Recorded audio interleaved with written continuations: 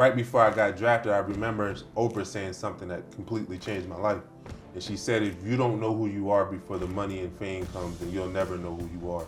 So I made sure that I knew who I was as a man before I made it to the NFL, so that I didn't allow, that identity of being an NFL player to consume me completely.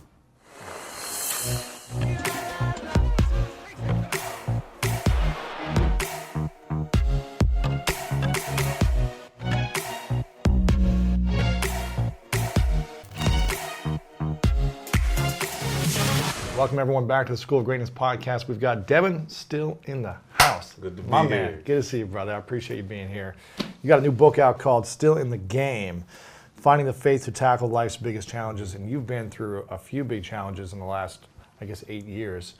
One, you were the captain at Penn State. This is crazy. You were the captain at Penn State, superstar there. During the whole Paterno, your coach was, going through madness. And I can only imagine what that would have been like. I remember watching the movie with, what's his name? HBO. Yeah, the HBO yeah. series. And I was like, this is crazy. And it was probably even more crazy being an athlete in the middle of it all while you're trying to play and all this is happening. Right. And you were the captain. So everyone's probably coming to you being like, what do we do? What are the answers? Yeah. What do we do? Do we protest? Do we not play? Do we play? I mean, what was that like? It was tough. I felt like not only were the players really relying on me, but the whole coaching staff was. Just to be able to keep the team upbeat and just keep them gelled together and focus on football. It was tough, but it's a responsibility I had as a captain when I decided to step up and lead the team. What was that like? I mean, did he recruit you? He did. It was interesting, right? Because during this time, Joe had just got injured, right? I guess somebody his foot or something, right? his or his hip. knee. He or had his hip. broke That's his right. hip or something, fractured his hip during practice. So he wasn't traveling a lot. And during my senior year in high school, he actually made the trip to my high school, which shut down my school. It was like no teachers were teaching, nobody went to class. And he came to visit me to show me how important it was for me to come to Penn State. And after he did that, it was a no-brainer. The legendary Joe Paterno can come to my high school in little old Delaware, then I definitely have to go to Penn State. With a busted hip. Exactly, with his little cane. Wow. Yep. So he came and he watched you in practice, or he just came and... He just came and met with me, my family, and my coach inside the school office. And you were there for 4 years. You didn't redshirt. You played right away, pretty much. Well, right? I was supposed to play right away, but then I ended up tearing my ACL in training camp, so I had to redshirt my freshman year. What was he like for those 5 years then? He was an amazing person, to be honest with you. A lot of people thought that he was getting old and he wasn't really a part of the program as much, like calling the plays and stuff, but he was very heavily involved. The knowledge that he had, as an 80-year-old was impeccable to see the way that he was still able to maneuver. He'd probably seen so much. Been coaching for how long? 50-something years? 60 years. I mean, you get so good at something. Talk about 10,000 hours. Like I had 500,000 hours, it seems like. Exactly. He was probably just he'd seen every instance. He knew so much. Like he didn't even have to see how the beginning of a play unfolded. Like all he had to do was see the end and see what you did wrong in the beginning. His football IQ was ridiculous. Ridiculous. Yeah. And you felt like he was a great coach for those 4 or 5 years for you? For me, because I think he brought a lot of structure to the program. Like you hear a lot of coaches that say it's important to be a student athlete, right? But he really embodied that, right? He really put a lot of focus on making sure that his players were the best students they can possibly be, which shows in the graduation rate that we had at Penn State, but also teaching us certain values to allow us to be better men than just football players. Now, when the whole scandal came out about, because it was the assistant coach, what's his name, Jerry? Sandusky. And was he an assistant coach? Not while I was there. When he was at Penn State, I believe he was the defensive coordinator up until the 2000 year, and then he had stepped away from the program. And I may have seen him 2 or 3 times working out in the weight room while I was there, but he wasn't a guy that really talked too much. He seemed a little bit weird, but I didn't really understand exactly the things and the pain that he really brought families during that time. Wow. And so when the news came out, he wasn't really working there then. No. When the news came out, there was a lot of pressure on Joe, right? And it was in the middle of the season, wasn't it? Like in the middle? It was it was towards the end, so it was around November. It was right before our senior night that the news had broke. Oh my gosh. The crazy thing is that Joe called a squad meeting and he told the team that some news was going to come out. But just try to stay focused. That was always his thing. Like, just stay focused, take care of the classroom, take care of the football. When we go to practice, we'll handle the rest. So we left that meeting. I didn't think it was that big of a deal. Right. But I remember just sitting in my living room on my off-campus apartment, and they announced that Jerry Sandusky was caught for all the things that he had did, and it just blew my mind completely because I wasn't expecting to hear anything that type like of that. news. Oh, Yeah. I wasn't expecting. I don't think anybody was. Why? Yeah. Wow. And so it was right before senior night. Right. What happened after that? Did Joe? He went and coached that game, right? No. So the next day we had another squad meeting, and Joe let us know everything that was going on, and he said that he was going to finish out the season because they was asking for him to step down. That quick? Yeah, it was that quick. And he told us that he was going to finish out the season and he was going to retire after the season. But what I remember is that squad meeting, he did something I'll never forget. When he always stands in the front of the room at his podium, and then when he's finished the meeting, he turns to his left and he goes to walk out the double doors that we have in the front of the squad meeting. And as soon as he got to those double doors, he stopped and he just looked back at all of us when his eyes just started watering up. And to me, that wasn't a sign of somebody who was going to finish out the season. That was somebody who knew that it was coming to an end real soon. And when he walked out that door, that was the last time he was the head of our team. Wow. Yeah. So he didn't coach in practice in that next game, and then he was done for the season. He was done. And didn't he die soon after the season, or yeah. what? Yep. So what had happened was he got fired right before our senior night. So they promoted our defensive coordinator to be the head coach at the time. And when I graduated and I went on to train for the combine, when I was down in Florida, I got the news that Coach Paterno had passed away, which I thought was going to happen anyway because he lived and breathed football. And when you take away somebody's reason for living, what do you have to live for? Wow. So it wasn't a shock that what happened to him. Wow. Yeah. Did you talk to him after all this stuff occurred? No, I didn't, because it was such a media circus. There was so much going on with him and his family that I felt like that was a time for him to be around his family and figure out what was going on. That the last time I talked to him was the last time I saw him during the squad meeting. That was the last time you saw him, last time you talked to him. A few months later, he was gone. What was the biggest lessons that he taught you that were really valuable for you? I guess the biggest one, because people always ask me as a Penn Stater, how do you feel about Joe Paterno being fired? And I honestly feel like the way that they fired him was wrong. When somebody gives 60 years of their life to a program and really helps change the way people looked at Penn State, you don't fire them over the phone, regardless of what has transpired. You bring them in and meet with them face to face and let them know what was going on. So for them to fire him over the phone, I think was very disrespectful. But one of the things that Joe taught us is that as a leader, you have to be willing to take the credit, whether it's good or bad, for the actions that the people underneath you take. And this happened underneath his watch. So I'm pretty sure he understands that he has to take the responsibility for that. And he could not go on, coaching that program. It would have been ridiculous if he did, because as a father, the amount of pain that was brought to those children and to those families, it's ridiculous. And somebody has to be held accountable for that. Wow. How do you view him today? Because I know who he is, right?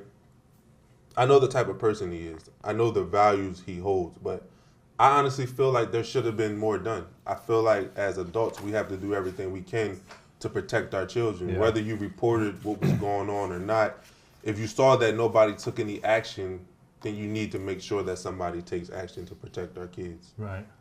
So do you feel like he was in the wrong and the whole time and knew about this and wasn't willing to address it, or just try to sweep it on the rug? Or? It's so crazy because you hear a lot of mixed stories. I'm not sure what exactly Joe knew, but I feel as though the information he came out and said he knew, you have to do more.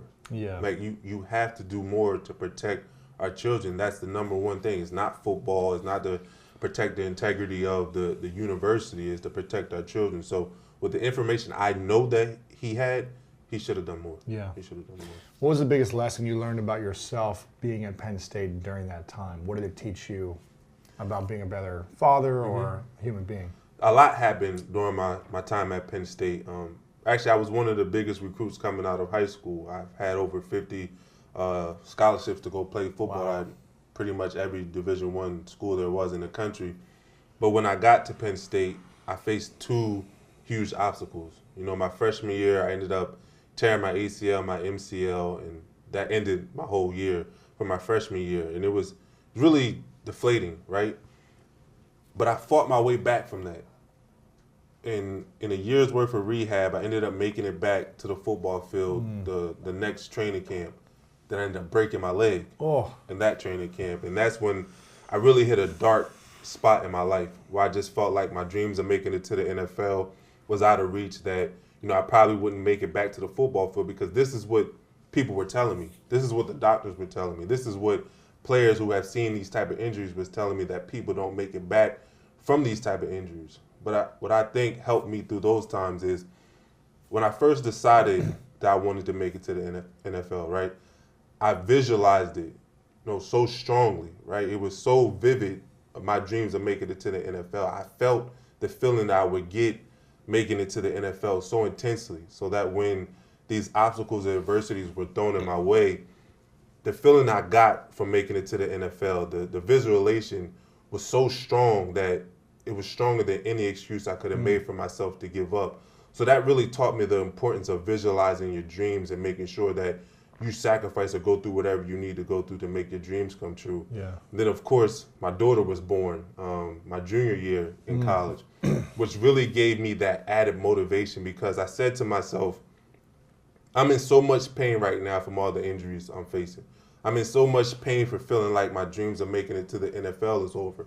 But I understood the type of environment I grew up in, right? I came from Wilmington, Delaware, which is an environment stricken with drugs and violence. It's pretty heavy there. And there's a lot of times where I was with people, you know, one night, and then the next night we're wearing their faces on shirts to funerals, right? And I needed to make sure that whatever I did, I needed to provide a better life for my daughter than I had for myself. So having her, I think, gave me the extra motivation, and it made me understand there was no turning around regardless of what I go through, because my daughter could not live in the same environment I grew up in. Wow. Now, is your daughter's mom is not your wife, right? No. So someone you met at Penn State? Yeah, no, it's actually somebody I met in high school. So Really? I met her my senior year in high school. Okay, cool. And things just didn't work out with you guys? It wasn't the right fit? It wasn't the right time? No, I think it was just, I was immature, she was immature, we was Sure. kids being kids, and we had a kid. And, Yeah. you know, we didn't know what we were getting ourselves into. And I felt like the best thing for us was to go our separate ways, because if we created this toxic environment for Leah, it wouldn't be good on her outcome. It wouldn't be good for her well-being. So we decided to go our separate ways. Is the mother in Houston, or where? No, she lives in Florida. Florida? Yeah. Okay. Yeah. But your daughter's with you most of the time? Yeah, it's her first year living with me in Houston, which has been pretty cool. How's No that? more weekend dad, it's every day dad. It's a lot of responsibility, but I enjoy it so much, especially because Leah had stage 4 cancer. So there was a time in my life where I didn't know how much time I had with her. You know, I didn't know if I was going to be able to experience all the things that dads are able to experience watching their kids grow up. So to have her every single day, I put her in sports for the first time after she asked me, because she plays soccer. It's just been amazing to be able to wake up to her and go to sleep, Wow. tucking her into the bed. That's pretty cool, man. And so when she was 4, you guys got the word that she had cancer? Or how did you guys find out about this? So I put Leah into dance class during the off season, and I had to go back out to Cincinnati because we were living in Delaware for OTAs, and her big dance recital was coming up. So I had asked Coach Lewis if I could leave OTAs to go back and support my daughter, because that's something, you know, my parents always did for me. They was divorced. They had their issues, but every time I looked up in the stands at my games, they were sitting right next to each Both other of to them? support me. Yep, right next to each other. Divorced? Yeah, divorced. It was pretty crazy to They see. weren't on the other side of the No, field? Like, right next to each other. So I knew how much that meant for me to be able to look in the stands and see my parents there supporting me. So I needed to make sure I was there at my daughter's dance recital. So I went back home, and she went out to breakfast with her maternal grandmother that morning at IHOP. And I remember driving, I went back and I stayed with my then girlfriend at her house, and she worked at the mall that was right next to the IHOP that Leah had went to breakfast to. So I went to go drop my wife off at her job, And as I was going home, I passed the IHOP, and I'm sitting at a red light, and I get a phone call. And it's Leah's grandmother, and she's telling me that Leah is not eating her food. She's acting very lethargic, that I needed to set up a doctor's appointment to find out what's going on with her. So I was going to wait till I got home to call her pediatrician and set up an appointment. But when I was sitting at the red light, something told me that I needed to act now. So I asked her where they were at, and she said they were at IHOP. You were right there. Right across the street from IHOP. Wow. So I made the U-turn, and I pulled into the parking lot. And when I walked into the restaurant, Leah was there sitting with her head down on the table. And when I was talking to her, she wasn't really responding. Like, she was looking at me, but she wasn't responding. And she had a really high fever when I touched her head. So I took her across the street to the urgent care, and I let them know what was going on, hoping that they were going to tell me it was an ear infection or something. Yeah, to virus explain. Yeah, I didn't think yeah. it was something serious, but they didn't find anything wrong. So I started to tell them about leg pain that Leah had been complaining about for some months, but I thought it was because of gymnastics, her falling off the balance beam. And she only complained about it when I told her to clean up her room. She'd be like, oh, I can't, my leg hurt. So I didn't think it was anything serious. They touched her hip, and she jumped from the doctor.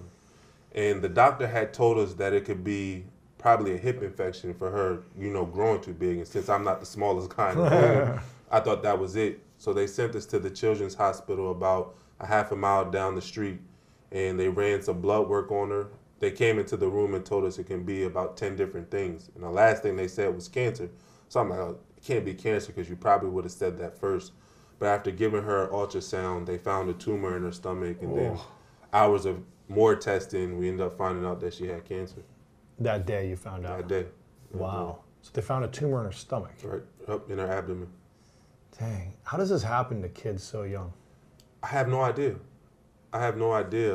They said it wasn't genetic, right? And because she had neuroblastoma, which is a nerve tissue form of cancer that's usually found on your adrenal gland, there's no signs that you can catch it early on that normally kids are diagnosed at stage 4.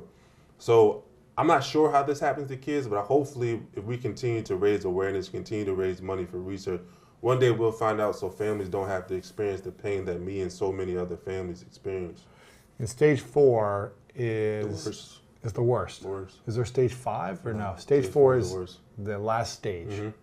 So you caught it at stage 4, mm-hmm. which if you wouldn't have caught it, how much longer would she have to live, essentially? What were they saying? Like, I know I'm not sure how long she would have had. I'm glad that I didn't have to find that out, but when we found out, she had a 50% chance of beating the disease. Wow, yeah. Just beating it by taking the chemo and the therapy. Yep. And the next year, 2 years, you guys were in the hospital. I remember this because you were on the ESPYs, right? Yep. Like 3 or 4 years ago. 2015, I believe. Yeah, 3.5 years ago, you gave a speech, and she was there. I believe she was there with you. She just got done her stem cell transplant, so her white blood count was so low that she wasn't allowed to travel and be around people. But you gave an amazing speech for the Jimmy V Award, Perseverance.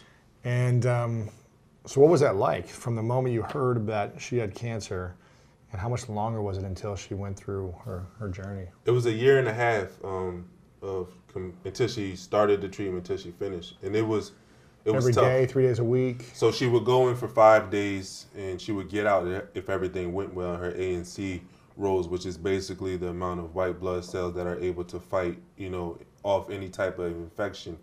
So we're usually being there for about 5 days. We'll get a 21-day break, and then she'll go back in for another 5 days. But it was a roller coaster because I didn't know anything about this world, right? So when the doctors are speaking to me, I feel like they're speaking to me in a foreign language. So I had to do so much research in a short amount of time to try to catch myself up to speed to the terminology that these doctors were using.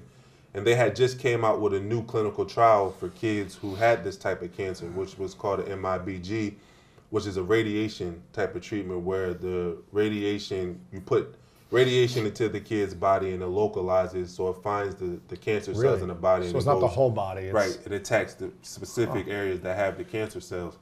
So they thought that this was going to be the treatment that was going to cure Leah, and so did I. So we started off with a couple of months of high dosage chemo, and then we gave her the MIBG radiation, which was the craziest experience I ever saw in my life because they put you in this room that's covered with complete plastic, right? and this metal door separating from you and the outside world. So nobody was allowed to go into the room with Leah for 5 days. And 5 days? 5 days. By herself? By herself. No way. By herself. And then doctors would go in Oh my gosh. with the suits that astronauts wear. Shut so up. that they wouldn't get any contact with the radiation. So it was crazy not to be able to just hug her and let her know it was going to be okay because she had to be in there by herself. How old was she? She was 4. Holy cow. What She was 4. did you Thank like? God for iPads because it kept her attention. So you could talk to her on FaceTime or something? FaceTime, yeah. So she had an iPad that just up. took all her attention. That's it? Yeah. So she just watched movies all day, Oh, yeah. sat by herself for 5 She was days. strong. She was strong. Holy cow. Yeah, she was strong. So Were you just like watching her in another room? Yeah, or so were you? So they had a little bench outside the room, and there was a little square door inside the metal door where we would be able to look in and see what she was doing. But Could she see you guys? Could you like wave at each other? Or wow, man, Yeah. that's intense. yeah, it was crazy. Holy cow, that much radiation. Yeah, What does that do to someone's body when they have that much radiation? straight damage.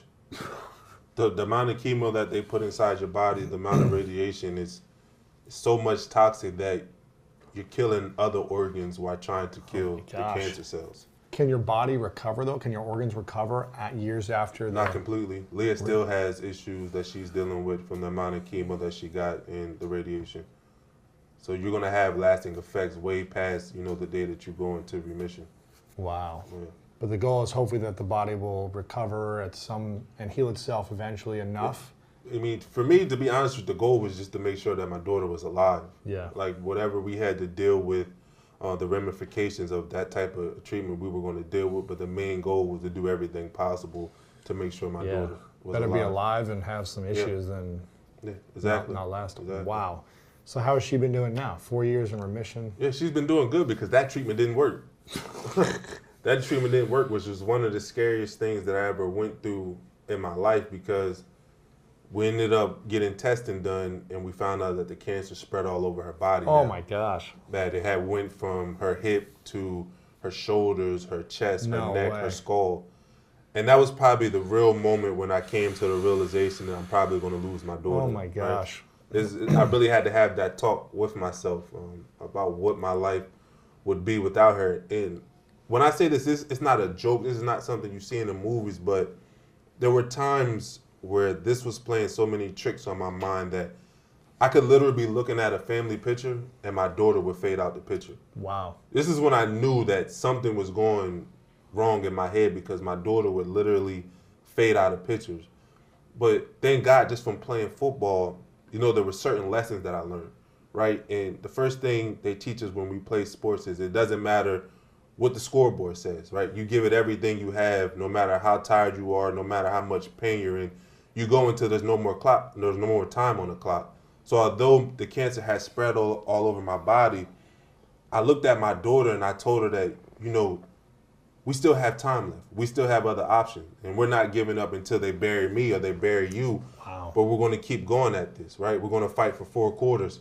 So they ended up coming out with the new treatment that we put her in. The scary thing about this treatment was we couldn't choose what treatment she went into. All we can say is that, yes, we want her to be a part of the new clinical trial, and then the computer would randomly pick a treatment for her, which is arm A or arm B. Thank God the computer picked the right treatment because my daughter wouldn't be here today. Wow. Because a couple of months after that, she ended up going into remission.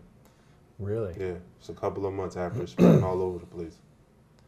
So she did the treatment for a couple of months and it worked. It worked. Wow. Yeah. And it's been 4 years now? 4 years.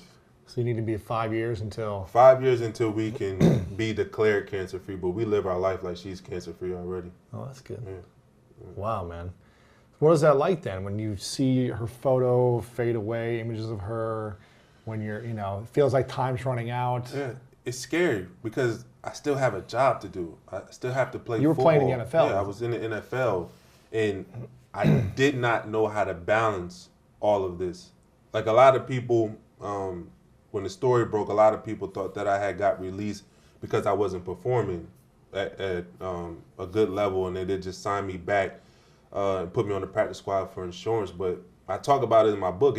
That's not true. I actually was told that I was playing the best out of all the defensive linemen, but because I was in Cincinnati and Leah was in Philadelphia, there were so many times where I just wanted to be with my daughter, to hug her and let her know it was going to be okay, because I was watching her change over FaceTime. I was watching her lose weight. I was watching her eyebrows fall off, being hooked up to all these different machines. And as a father, I couldn't hug her and kiss her to let her know it was going to be okay. So there were times where I would just walk out of meetings because tears would just start flowing down my eyes as we're watching film, or we'll be at practice and I have a 300-pound man in front of me, maybe two men, that's trying to block me and just blow me out the water, and I have tears rolling down my eyes because I'm not even focused on practice. Wow. I'm focused on my daughter. And one time when I walked out of a meeting and I was sitting in a hallway crying, the GM saw me. And he knew I was supposed to be in the meeting. I knew that by him seeing me not in the meeting, it was going to be bad. And that's when I knew that I was probably going to be released, because when you're playing at this level, you have to dedicate 100% of your time to this game, or else you're just not going to do good. So struggling with that was it's the hardest thing I ever had to figure out how to do in my life. How many years did you play? 3 years, 2 years? No, 5 years. 5 years in the league? Mm-hmm. And do you feel like, but you also started to get some injuries too, is that right, or no? So this is the crazy thing, is my second year, right, I'm having a bigger role on the team. I'm playing really well. In Cincinnati. Yep. Yeah. I dislocate my elbow against the Lions, right? So I have to fight my way back 5 weeks from that injury, and I make it back to play San Diego. I did okay. The next game we played the Steelers, and I blew my back out. And I ended up having to get back surgery. So I was done for the season. I ended up flying home to Philadelphia to be with my daughter, and I got rushed to the hospital with blood clots in my lungs. And they told me if I didn't make it to the hospital when I did, then I probably wouldn't be alive. So all this started happening, right? And I just knew that my life was not going right, that my life felt like it was falling apart. And my wife talked me into getting back into church, because I never really went to church. I didn't have a strong foundation in church, but she just felt like I could find some guidance there. So we went to church. A couple of months later, we get baptized, right? We give our lives to God. We thinking that our lives are going to turn around for the better. 2 months later, Leah gets diagnosed with cancer. Oh, man.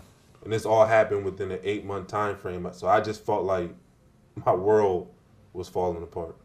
Wow. Yeah. So when did you get, after that, did you stop playing? No, quickly so after? 2014, I had got released, got picked back up on the practice squad. Then a week later, I got put back on the active roster. So I played out that season. After you had the back surgery and everything else? Yeah, I made it back. Wow. Yep. And then 2015, I didn't play that year. I stayed in Philadelphia with my daughter to help her finish the treatment. And then I made it back from that and got signed with the Texans. Wow. And then 1 year with them, or? Third game of the season. Third game of the season? Foot surgery. Gosh, man. Yeah. And now you're in a boot, getting this off soon for the second surgery, right? Exactly. Yep. That was 2015? Yep. Man. So that was the end. Yeah, I made it back from that because I wanted to prove to myself that an injury wasn't going to stop me from living my dream. So I made it back from that foot injury with the Jets. But it was like after every training camp practice, when I went back to my room, I felt like I wanted to cut my foot off. Like I was in that much pain. Oh, man. That I felt like I wanted to cut my foot off. And I realized at that moment that it was probably time for me to hang it up, because I didn't want to impact, my future well-being outside of football when I get older. I still wanted to be able to go out with my kids and play with them in the backyard. And I wasn't willing to sacrifice that for my dreams of playing in the NFL. Man, do you miss it at all? Yeah, I do, to be honest with you. But I think that we can miss things in life and not want it back. And I'm not sure if I really miss playing the game, or do I miss the routine, right, of always having something to do, of being in the locker room with your teammates, or being out on the practice field or lifting weights with them. I'm not sure if that's what I really miss, or just playing the game. And to be honest with you, I feel like I never got to enjoy playing in the NFL. Like I worked so hard to get there, but I never got to enjoy it because of injuries, because of my daughter's battle with cancer. So it's tough. It's tough since I've been playing since I was 13. And I tell everybody it's like a relationship, right? When you dedicate so much time and effort into the relationship and you never reach that level of marriage, and then you have to start all over getting to learn somebody new. Ooh. It's tough. And it's the same thing when you dedicate 13 years of your life to a career, and then all of a sudden it's over and it's what now? Yeah. what now? Did you feel like your identity was? It's tied up in sports. Yeah. Yeah, because everybody says, oh, that's the NFL player, that's the football player. Now I'm not the football player. So it was important for me to sit down and find out who exactly I really am. And I think that the great thing about me is I've always been level-headed. I knew I wasn't a football player. I played football. Mm-hmm. And right before I got drafted, I remember Oprah saying something that completely changed my life. And she said, if you don't know who you are before the money and fame comes, then you'll never know who you are. So I made sure that I knew who I was as a man before I made it to the NFL, so that I didn't allow, that identity of being an NFL player to consume me completely. Wow. How have you been able to reinvent yourself and your identity through the last few years? So it was just taking the lessons that I learned from football, right? Because you hear people say all the time that it's the journey, not the destination. And it's completely true, because I look at it as climbing a mountain. See, the first mountain you climb is going to be extremely hard because you don't know what you're doing. You don't know the tools you need. You don't know the obstacles you're going to face. But when you get to that top of the mountain, sometimes the view is what you think it is going to be, or sometimes it's not. And you have to start all over and climb a new mountain. But the second mountain you climb, you're more well-equipped to climb this mountain because you understand what it takes in order to get to the top. And for me, that's what I'm doing now. Taking the same mindset that I took to become part of the 1% of athletes that ever make it to the NFL, to now create a new identity for myself and become the top in the world that I'm in now. Yeah, man. Wow. Oh, man. What do you feel like was the biggest lesson for you from football that you've used to translate into this new world?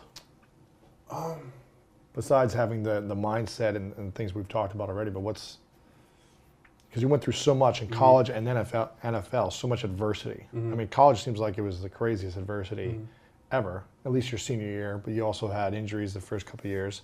And then the NFL, 5 years of injury over and over again, you never really got to enjoy it. Right. It sounds like you never got to enjoy much of football, except for maybe in high school, your senior year, when you were like the man. Right. Yeah. 50 schools were trying to recruit you. Right. That was probably your highlight of football. The most fun you had was probably when you were 18. Right. That's true. Yes, man, now that you say it like that, it's true. I think the best lesson that football has probably ever taught me was that it's not over until it's over. Right? What I said earlier about, fighting until the clock hits zero. Because there's a lot of obstacles that we're going to face in our lives, whether it's on a football field, a basketball court, or just in life in general. And if you're not really willing to fight and give it everything you have, as long as you're alive, then what are you really doing it for, right? And I feel like that has helped me with my success in football. It's helped me with Leah beating cancer, and it's going to help me with whatever I try to do in the future. What's your mission moving forward? Right now is definitely to get my winning playbook out to people all over the world and teach them the lessons that I've learned to help me get to where I'm at today, whether it's through a book, whether it's through speaking engagements, my podcast, Instagram. Right now, my main objective is to put as much positivity into this world and let people know that whatever struggle you're facing, it's possible to overcome. Yeah. What are some of the keys from the winning playbook? Man, it's so much in there. And probably the best thing is what I have on the back cover, which is to be proud of your scars. Yeah, I like that. Yeah, because a lot of people look at their scars as a bad thing. A lot of people try to hide the pain that they're in, but I believe that your scars really show that you overcame whatever tried to break you. And the reason why I put that on the book was the night before Leah's 7-hour surgery. We're sitting in a hotel room, and she looks scared to death of the surgery that she's about to have, right? And I go to sit on the bed with her, and I just start talking to her. And she start asking me questions like, Dad, are they going to cut me open? Like, how big are my scars going to be? Like, is it going to be there forever? So I started to just pull up my pants leg and show her the scars from my surgery, show her my scars from my back surgery, and let her know, look, Daddy been through this too. It's not to the same extent that you're about to go through, but I have scars from the surgeries I've been through.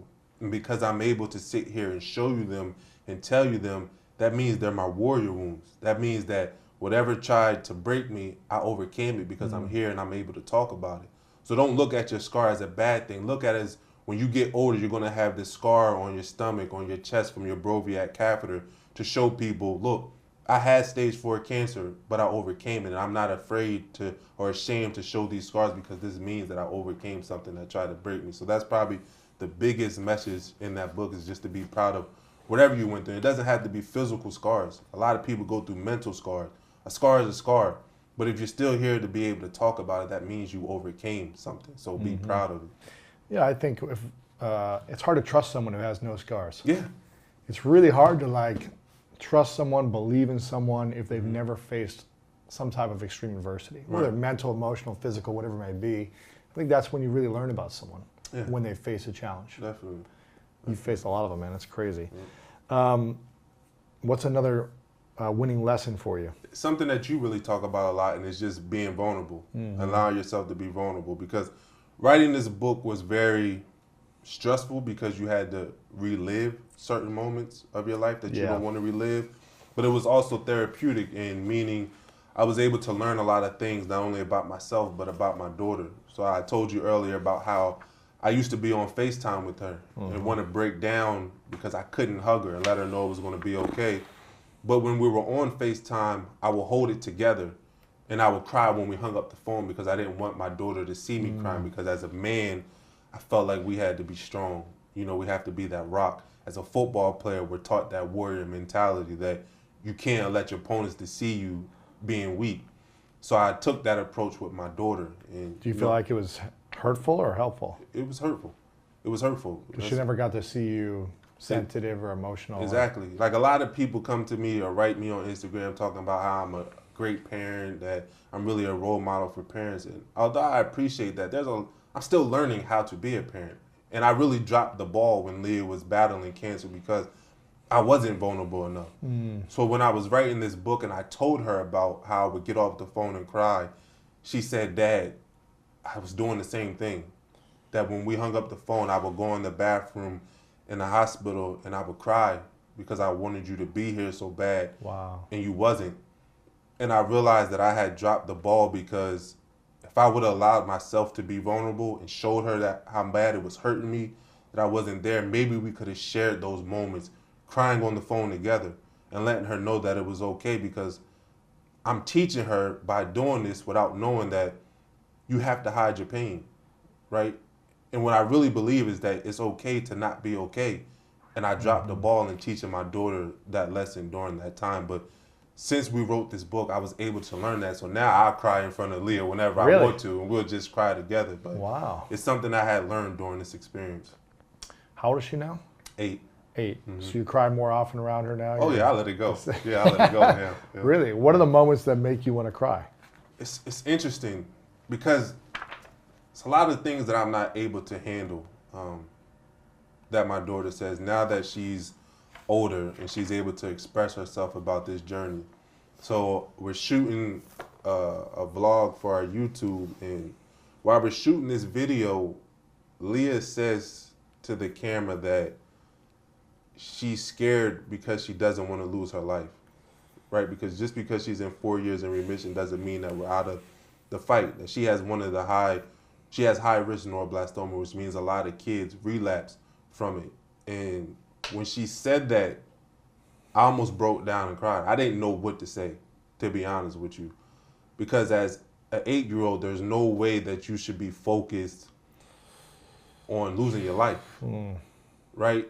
And normally I would just keep that to myself and just move on with it and not let Leah know the type of pain I was in when she said that, or what was going through my mind.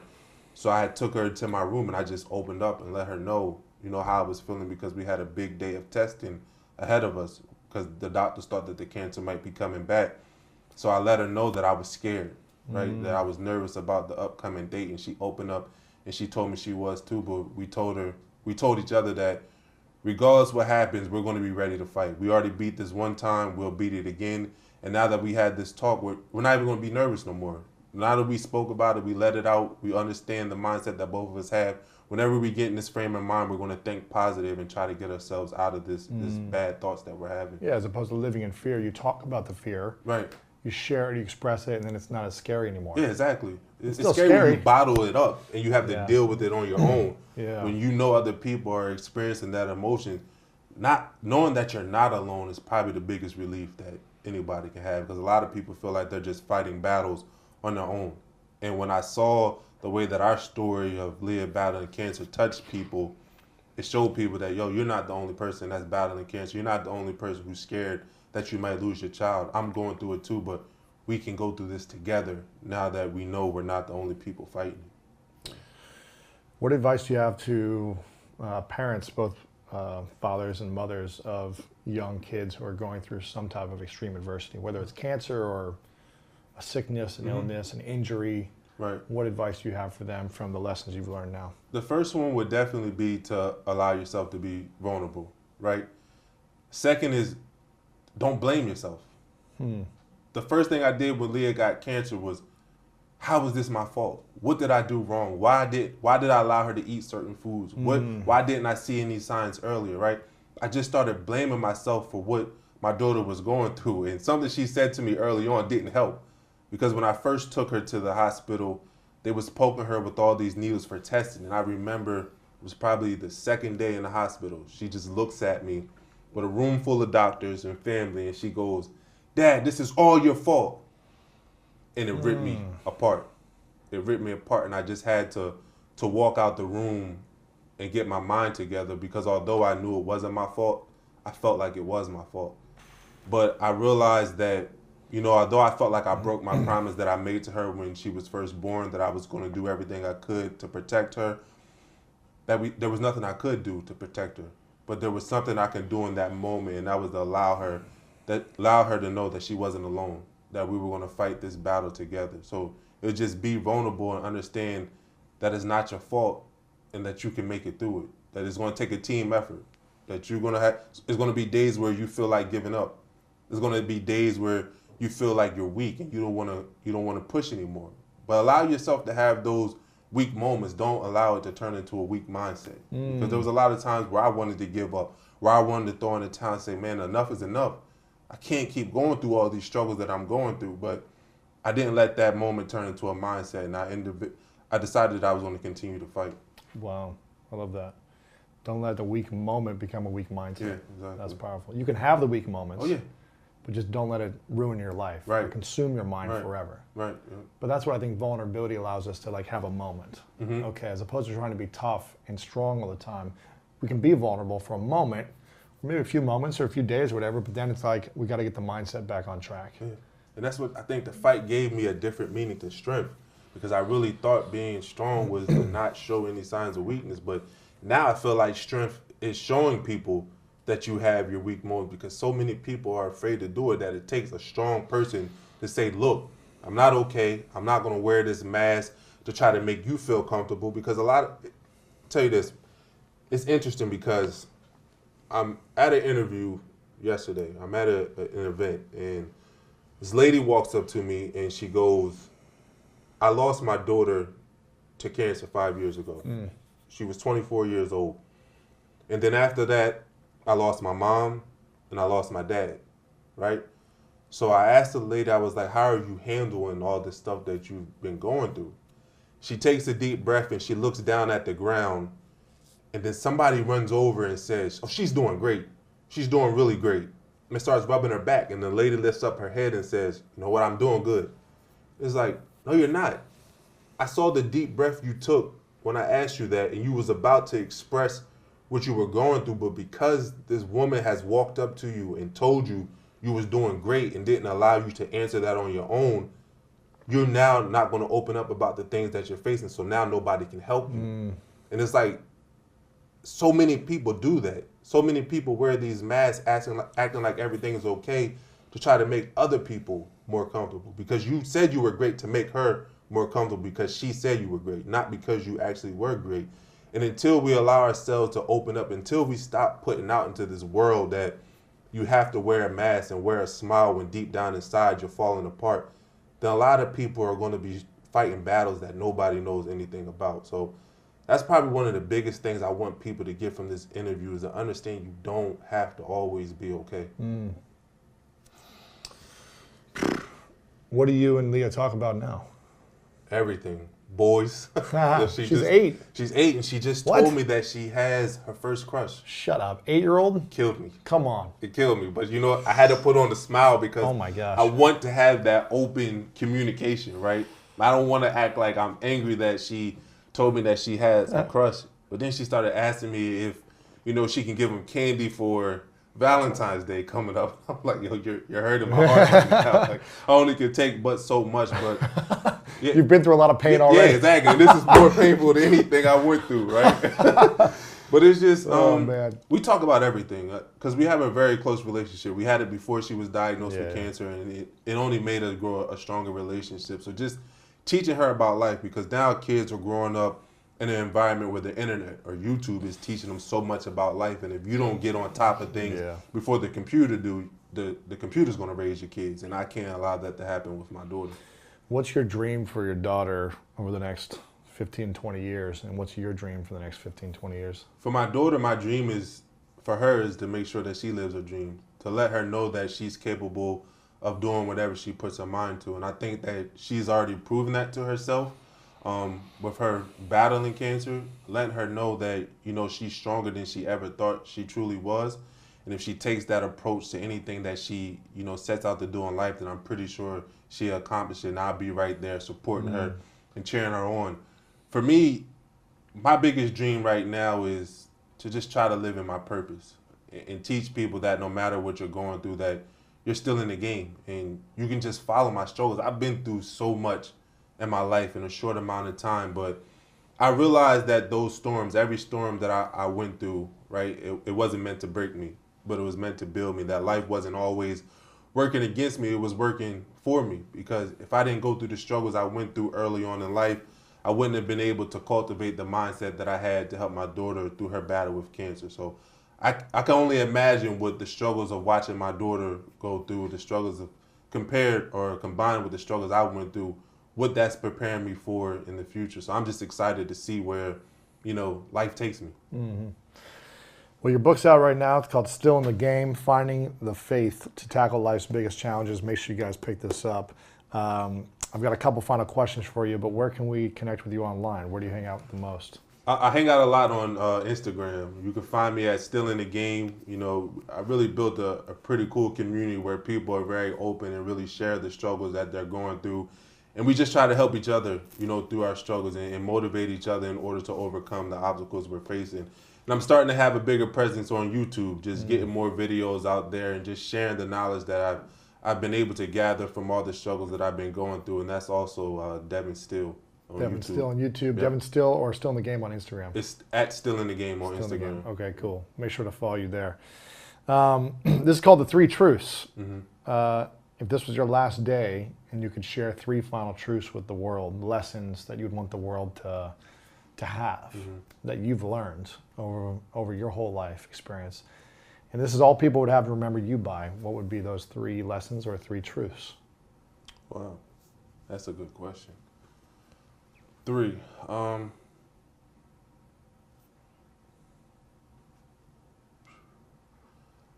Number 1 would be just to let people know that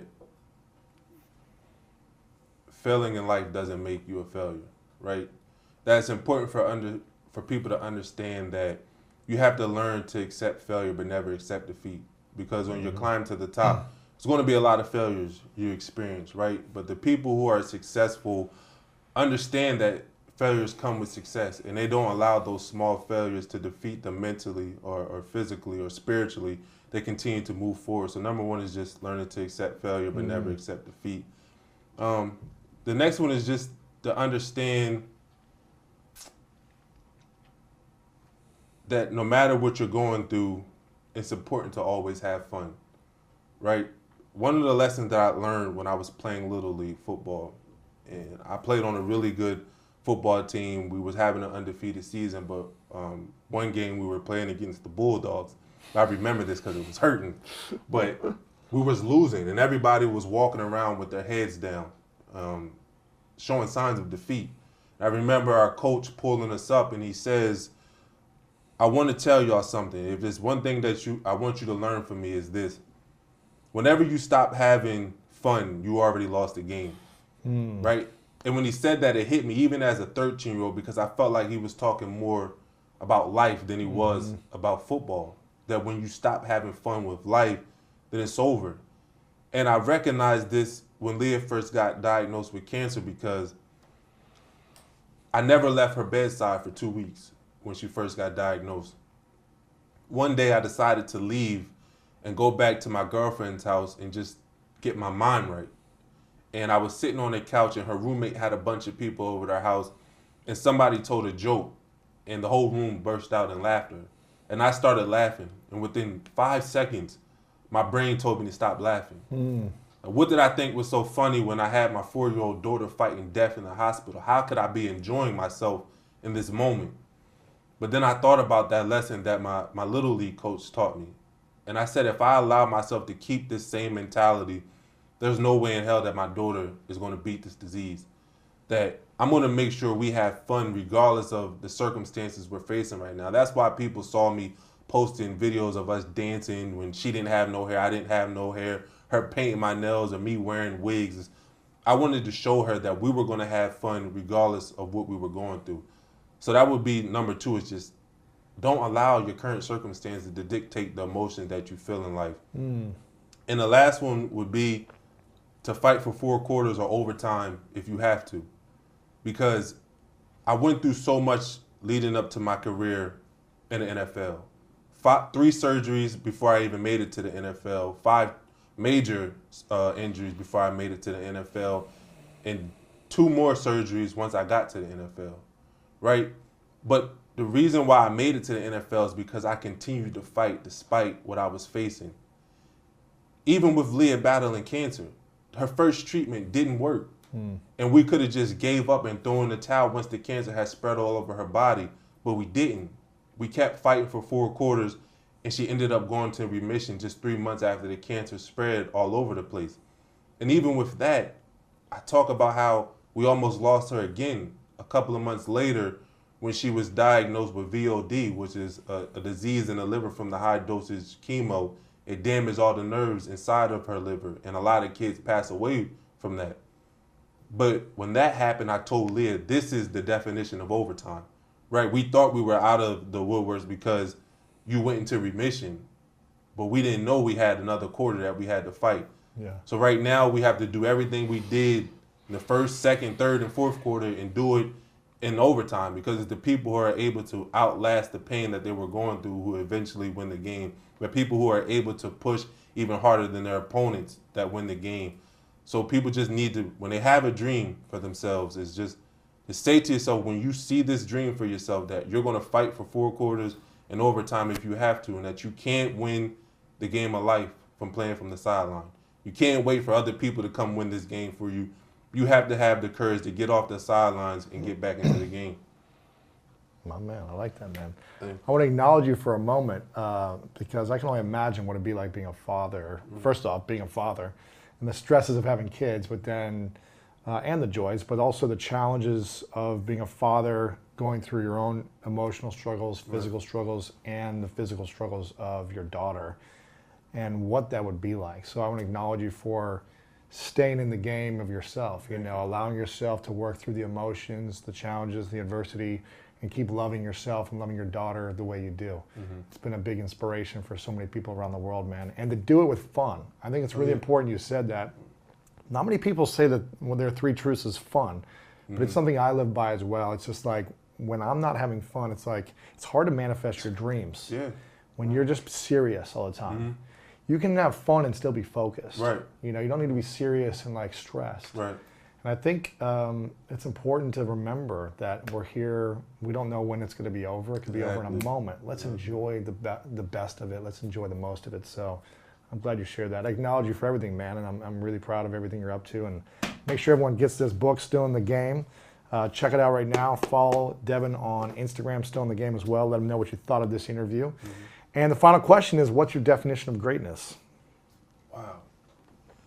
For me, I think my definition of greatness is just living in your truth. You know, not living your life based on what other people think you should live your life like, not doing things based off what other people tell you is possible or is not possible. Greatness is dedicating yourself to your life purpose and doing everything you can to make that come true. My man, Devon Still. Thanks, brother. Thank you. Appreciate you, man.